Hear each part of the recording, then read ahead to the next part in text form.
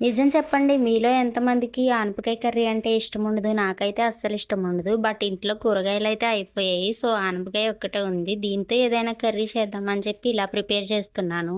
ఆనపకాయ ఒక్కటే వండితే బాగోదు. ఇంక పప్పు వేసి వండుదామంటే మొన్న సాటర్డే కదా! మొన్ననే పప్పు వండుకున్నాము. మళ్ళీ పప్పు వేసి ఏం వండుతాంలే అని చెప్పి పప్పు వేసయితే వండలేదు.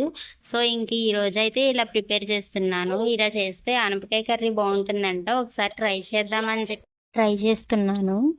ముందుగా ఆనియన్స్, పచ్చిమిర్చి, టమాటా అలాగే ఆనపకాయ చిన్న చిన్న ముక్కలుగా కట్ చేసి పెట్టుకున్నాను. ఈ కర్రీలో మనం కారం అయితే వేయం. సో, అందుకే ముందుగా మనం 1, 2 పచ్చిమిర్చి అయితే ఎక్స్‌ట్రా కట్ చేసి పెట్టుకోవాలి. ఇంకా మనం ఆనియన్స్, పచ్చిమిర్చి బాగా వేయించుకోవాలి. బాగా వేగిన తర్వాత ఫ్లేవర్ కోసం కరివేపాకు వేసుకోవాలి. వేసుకొని బాగా వేగిన తర్వాత ఇందులోనే మనం పసుపు వేసుకొని పచ్చివాసన పోయే వరకు వేయించుకొని టమాటా ముక్కలు అలాగే ఆనపకాయ ముక్కలు అందులో వేసుకొని బాగా వేయించుకోవాలి. అవి బాగా వేగిన తర్వాత ఒక చిన్న గ్లాస్‌తో పాలు తీసుకొని పాలు పోసి కలిపి మూత పెట్టుకుంటే ఒక 10-15 మినిట్స్‌లో కర్రీ అయితే రెడీ అయిపోతుంది. అంతే అండి. సింపుల్ ప్రాసెస్‌లో చాలా ఈజీగా ఆనపకాయ కర్రీ అయితే ఇలా చేసుకోవచ్చు. వీడియో నచ్చితే లైక్, షేర్ అండ్ సబ్స్క్రైబ్ చేసుకోండి. ఉంటాను. బాయ్.